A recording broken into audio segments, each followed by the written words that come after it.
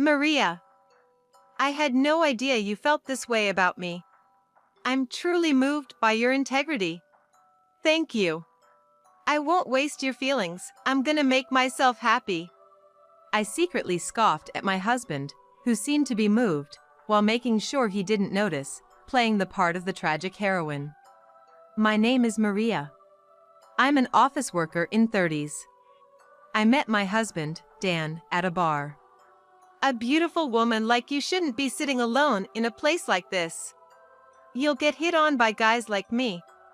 I like it here. The food and drinks are great. If you're here to pick up girls, I'm not interested. Come on, don't be so cold. Let's just chat for a bit. I was initially wary of Dan, who seemed frivolous, but chatting with him turned out to be really fun, and we exchanged contact information that day. We ended up getting married quickly, only 3 months later. However, right after our marriage, I discovered Dan's affair. Dan, you picked up another woman at the bar where we met, didn't you? What are you talking about? Sure, we met through me hitting on you, but that was because I genuinely found you cute. It's not like I do this with everyone. You know, I'm a regular at that bar too. I've been getting warnings and sightings from various places. Why would you hit on someone there? Are you an idiot? No, I mean, yes, I talked to her, but that was it. She's nothing special. People have been telling me this from various places. Someone even sent me photos. I showed Dan the photos sent to my smartphone. In them, a woman was leaning on Dan at the bar, and there were also pictures of them entering a hotel together. Realizing he couldn't talk his way out of it, Dan began to tearfully apologize. I'm really sorry. It was a moment of folly. You're the only one for me, Maria. Please forgive me. Can you really break it off with her? Yeah, of course. If Maria says so, I can call her right now and end it. All right. If you say so, I'll forgive you this time. But there won't be a next time. I thought I was being too lenient, but I loved Dan, and since we had only been married for a few months, I ended up forgiving him. About a year after the affair, Dan's infidelity was discovered once again. The trigger was a series of inexplicable events happening around me. Hey, recently there's been trash scattered around our house. What's with that? Some kind of harassment from someone? I don't know, but it's creepy. Could you keep an eye out for me? It mostly happens early in the morning. Got it. If I catch them, I'll give them a piece of my mind. Dan was eager to do the early morning surveillance, but he suddenly quit after a few days, so I asked, You stopped watching, does that mean you found the culprit? What kind of person was it? Well, actually, it turned out to be a kid from the neighborhood. I didn't want to make a big deal out of it and make the kid feel bad, you know? So, Maria, please don't talk about this too much with others. Dan's behavior seemed unnatural when he said this, and I felt something was off. Around the same time, my personal items started disappearing or unfamiliar items would appear in our house. Hey, do you know where the other earring of mine is? I don't think I've seen it. It's probably because you don't put things away properly. It should have been put away. The other one was right here. And, instead, there's this necklace I don't recognize. Oh, it's a surprise gift from me. Cute, isn't it? I thought it would suit you, Maria. Seeing Dan's evasive behavior, I was certain. Including the trash incident, this was harassment from Dan's affair partner. To gather evidence, I secretly placed GPS trackers and voice recorders in his car and bag, and also asked our mutual friends. Hey, have you seen Dan around lately? He doesn't come to the usual spot anymore, but, actually, I've been seeing him at a bar a bit farther away, always with a woman. I should have told you sooner, but I was worried you'd be shocked. Sorry for not saying anything. No, it's okay. Tell me the truth. All right. I actually asked Dan directly. I joked. Dan, cheating again? Maria said there won't be a next time, right? And he laughed, saying Maria is head over heels for me. Even if she found out, she wouldn't divorce me. He doesn't feel guilty at all. It seems I was taken lightly by Dan for forgiving his first affair too easily. Moreover, it seems to be the same woman as last time. Neither Dan nor that woman learns. Though, it looked like she was more attached to Dan. Okay, got it, thanks. After a while, a voice recorder I hid in the car proved useful. She doesn't work, and barely does any housework. She's a failure as a wife. On the other hand, Kelly is young and cute, a truly charming woman. Being praised by you makes me very happy. I want to be your wife soon. I want to marry you soon too. But she won't agree to a divorce. It's really troublesome. I will talk to her directly. If she truly loves you, she should let you go soon. No, doing that could make her hold a grudge against you, and there's no telling what she might do. I don't want you to provoke her by doing things like spreading trash around or taking things from the house without permission, like last time. I want to protect you from her. Dan, you're so kind. Understood. I will wait patiently, so please marry me someday. Of course. I'm looking forward to it too, so just wait a little longer. Listening to the recorded voices, I decided to grant their wish and chuckled to myself. What's this talk about? I told Dan we needed to have a serious talk and sat facing him in the living room. Dan, you're hiding something from me, aren't you? What are you talking about all of a sudden? I wouldn't keep secrets from you, Maria. Really? Then who's Kelly? Huh? Kelly? I don't know anyone by that name. You do know. The cute, adorable Kelly. The one you want to divorce me for and be with. What are you talking about? There's no one else for me but you, Maria. Too bad, but that lie won't work anymore. Want to listen to this? I played the recorded conversation from the car. Dan's face turned pale instantly. What? You were eavesdropping? It's my car, so I don't think it counts as eavesdropping. So? You want to divorce me and marry Kelly? Well, that's... As Dan faltered, pale-faced, I decided to tell him with a smile.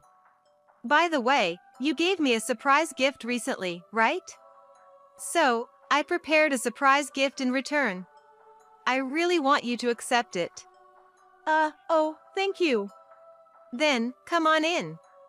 As I called out, the living room door opened, and Kelly appeared. Seeing Kelly, Dan's eyes widened in shock at the unexpected turn of events. Eh? Ha! What? How? Kelly and Maria know each other? Dan, your wife is so kind. She understands our love is real and is willing to forgive us. Kelly happily jumped into Dan's arms, while Dan was still unable to grasp the situation, looking back and forth between me and Kelly. What's going on? What's happening? Well, let me explain to you, Dan. After I was convinced you and Kelly were having an affair, I contacted Kelly. It's the second affair, right? The regulars at our usual bar helped me find her contact easily. After contacting Kelly and telling her the place and time, she showed up right on time as agreed. Nice to meet you, Kelly. I'm Dan's wife. Nice to meet you. So, what do you want? To get straight to the point, you want to marry Dan, right? Yes, that's right. So, I feel bad for you, but could you divorce Dan? Do you realize that what you're doing is an affair? And that it's wrong? I know society considers it wrong. But meeting Dan was fate. Both Dan and Kelly can't live without each other. It's just that we met in the wrong order, I guess.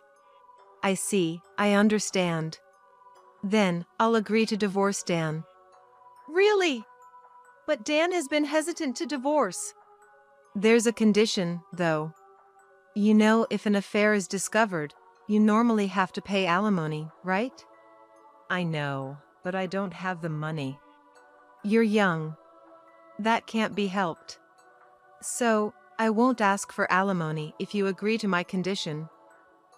That's scary. It's nothing scary. It's something simple for you too. After explaining the condition, Kelly's face lit up with understanding. Really, that's all? And we don't have to pay alimony? Yes, of course. Just make sure to follow the condition.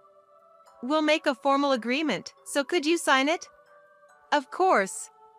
Dan said you were a terrifying wife, so I thought you'd be scarier. It's good that you're a kind person. Then, I told Kelly about today and asked her to come to our house. So, what's this condition? Don't worry, Dan. It's really simple. Exactly, something simple for two people in love. In lieu of alimony for this affair, once Dan and I divorce, you two must marry. And then, you must not divorce. Those are the only two conditions. Huh? Really, just those two conditions? Yes, really just those two. But, if you break either condition, you'll have to pay me $100,000. $100,000? Isn't that a bit much? Well, you two love each other, so this should be easy, right? Just get married and live happily ever after. That's true, but... Seeing Dan hesitate over the amount, I smiled. I want Dan to be happy because I love him. At first, I wanted him to come back to me and asked for a separation, but after talking to Kelly directly, I realized something. If it's Kelly, she can definitely support and make Dan happy. Right, Kelly? Yes. Of course.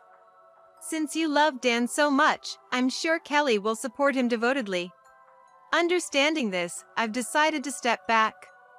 But in exchange, I want you two to be absolutely happy. That's what the agreement is for. Dan seemed moved by my explanation. Maria, I had no idea you thought so highly of me. Your integrity is truly moving. Thank you. I won't waste your feelings, I'll be happy. Hearing Dan's tearful gratitude, I internally cheered. Then, I had Dan and Kelly sign the agreement. I also got Dan to sign the divorce papers on the spot. I'll submit these divorce papers tomorrow. I'm leaving the marriage certificate here for you two to submit yourselves. Since there's an agreement, I'd like a copy of the document proving your marriage sent to me once you're officially married. This house is in my name, but I'll be away for a while, so you can take your time to move out your stuff. After explaining everything necessary, and to not make them suspect anything was off, I gave Dan a somewhat sad smile before saying our final goodbyes. Dan, thank you for the wonderful memories. From now on, be happy with Kelly. I'll be rooting for you from the shadows. Thank you, Maria. Thank you so much. We'll definitely be happy. Thanked by the two, I left the house and headed to a hotel I had reserved in advance. The following days were busy with submitting the divorce papers and moving my belongings to a new place. It seems the marriage certificate was submitted the week after our talk, as I found the official document on the dining table when I went to pick up my stuff. Good, they're officially married. Now I don't have to worry anymore. I quickly completed my move and gave Dan and Kelly a false address. I also asked people around me not to reveal my whereabouts. So, the only way they could contact me was by phone. I was quietly looking forward to a call from them. I thought it might take over a year, but it happened much sooner. About 6 months after they got married, my phone rang. Looking at the screen, it seemed to be Kelly. I couldn't hide my smirk, but I made sure not to let it show in my voice as I answered the phone. Hello, Kelly? Hey! What's the meaning of this? You did something, didn't you? As soon as I answered, Kelly's shouting filled the air. What are you talking about? Don't play dumb. I don't know what you did, but turn Dan back to how he was. can you calm down? I'm quite far from where you two are living. It's physically impossible for me to do anything to you guys. Lies. You must be nearby, right? The address you gave was fake, and you've been feeding Dan lies, haven't you? It was wrong of me to give a fake address, I admit. But I really am far away, and I haven't done anything to Dan. We haven't met or communicated in any way since the divorce, not even phone calls or emails. Then why has Dan become like this? Like what? Like, he suddenly aged, turned into an old man. Plus, he doesn't spend money on me anymore. Before we got married, we were so in love, but now he barely comes home. Let's go through it one by one, shall we? Go through what? First, about him suddenly aging, he probably always looked that way. After all, Dan is in his 40s, you know? And you're in your 20s, right? Compared to your peers, he definitely seemed like an old man. But before we got married, he was much cooler and didn't seem like an old man at all. That's because I coordinated all his clothes and possessions. What? In other words, the Dan you fell in love with wouldn't exist without me. When I met him, he was already plenty old. I didn't fall for his looks, so it didn't bother me, but if he had looked like that, there's no way he could have had an affair with someone like you. I remembered Dan as he was when we first met. Dan wasn't unkempt, but he certainly didn't dress in a way that was appealing to women. He looked more like a dad on his day off, perhaps even a bit older than his actual age. In other words, that's probably why I didn't guard myself against him. But for someone like Kelly, he wouldn't have stood a chance. After we got married, I wanted Dan to at least look presentable, so I coordinated his outfits and accessories, and regularly took him to the hair salon. Dan seemed indifferent, just going along with it, but I never thought these actions would end up facilitating his affairs. From now on, you can coordinate for him. Dan will go along with it, so you can shape him to your liking. I don't have that kind of money. Recently, Dan's even stingy with the household expenses. Before we got married, he used to give me lots of presents, but now he doesn't give me anything. In fact, he even takes money from my wallet. Did you secretly spend all of Dan's money or what? I haven't done such a thing. This is the second part of our fact check, but it seems Dan told you I was unemployed during your affair. It's actually the other way around. What? What do you mean? Dan works at a major manufacturer, right? No, that's me. Dan was unemployed. He used to be a part-timer, but he became unemployed about a month before we got married. Then, where did all the money for the presents come from?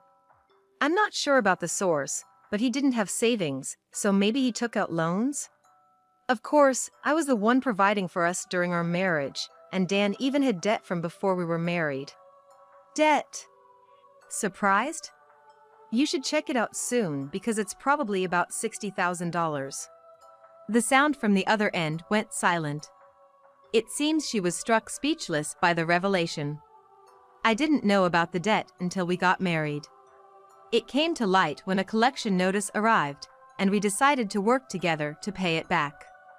To pay it off, Dan promised to quit all his part-time jobs and focus on job hunting.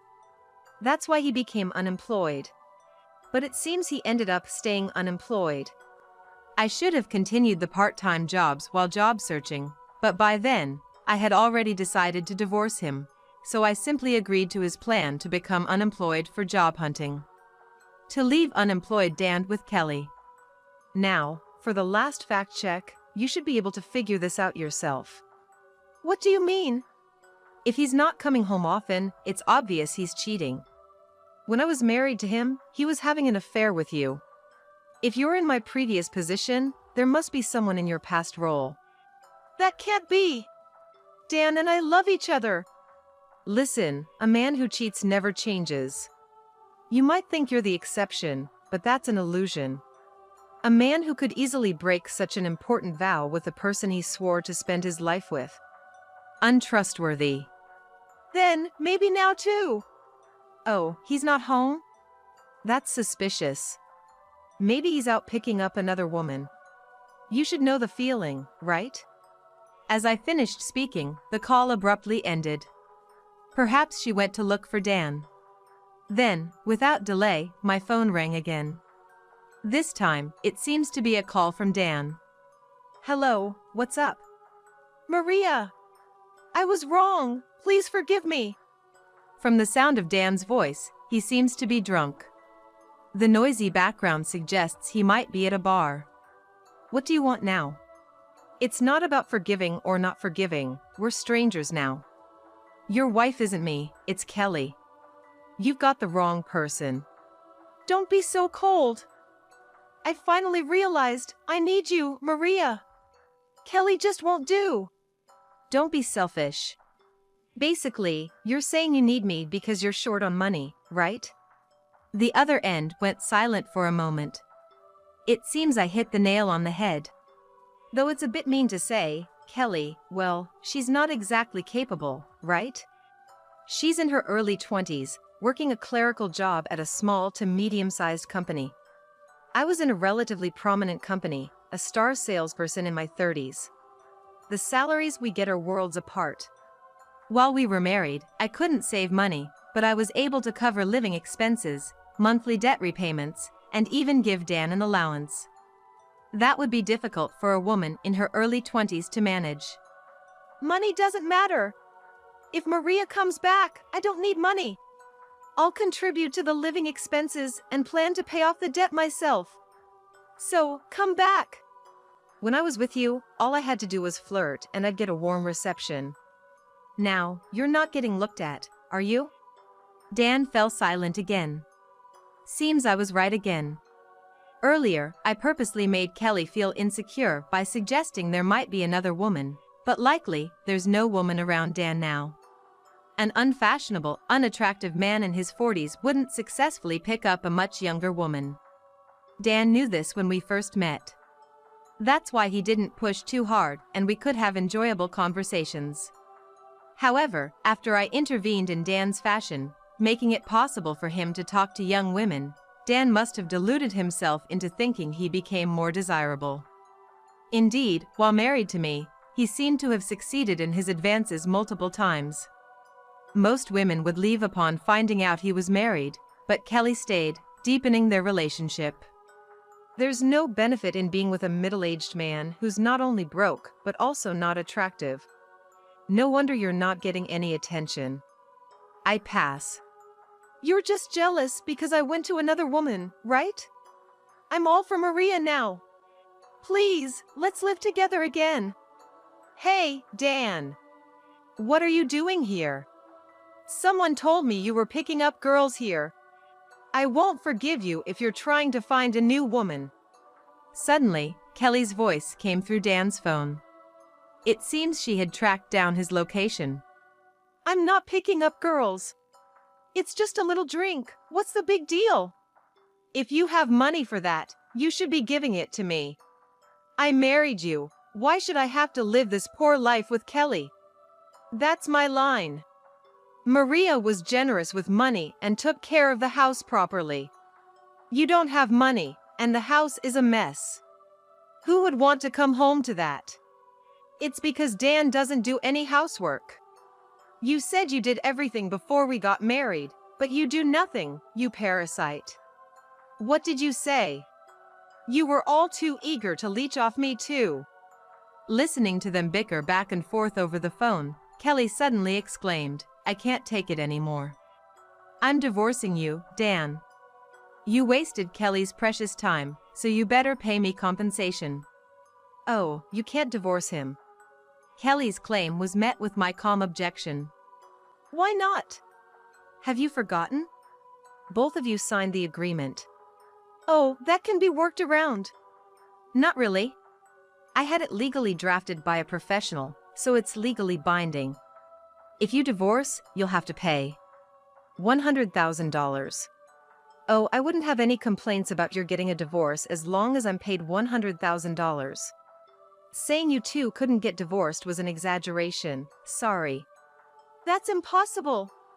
There's no way we can afford that. By the way, it's $100,000 each, so that makes $200,000 for both of you. That's absolutely impossible. Then don't divorce and live happily together. You loved each other so much, I'm sure you two will be fine. Good luck. Hey, Maria. I still love you and… What? If you liked your ex-wife so much, you shouldn't have approached me in the first place. If I knew you were a debt-ridden, worn-out old man, I wouldn't have married you. You've ruined my life. What? It's mostly your fault for provoking Maria in the first place. Listening to them shout at each other over the phone, I hung up. Finally, I can change my phone number. Once that's done, my ties with them will be completely severed. I had been eagerly waiting for this moment, and now I have finally exacted my revenge. I felt a sense of relief as I blocked their numbers. Later, I heard from mutual acquaintances that the two of them are still continuing their married life. Though the agreement was indeed drafted by a professional, to be honest, I'm not entirely sure about its legal effectiveness. However, it seems to have served its purpose well as a threat. And to my surprise, they seem to have had a child. Apparently, Kelly was pregnant when she called me, and deciding to have the child was commendable, but Dan continues to spend recklessly without working, and they frequently fight. The fights have become significantly worse since the child was born, with Dan increasing his drinking and occasionally becoming violent towards Kelly. Kelly fights back just as hard, and they've even run to the police station a few times, becoming well known in the area as a troublesome couple. I only worry about their child, but it seems Kelly often takes the child to the bar where Dan and I first met, and the owner, staff, and regulars all look after the child. I have no regrets about divorcing Dan, but I do regret that I can't visit that bar anymore. As for me, I've requested a transfer to a location far away from them. I'm grateful to my company for granting my request and for letting me take a leave of absence during the turmoil. I plan to start anew in this place. If I ever decide to get involved with someone again, I'm determined to build a relationship where we don't pamper each other but support each other's independence.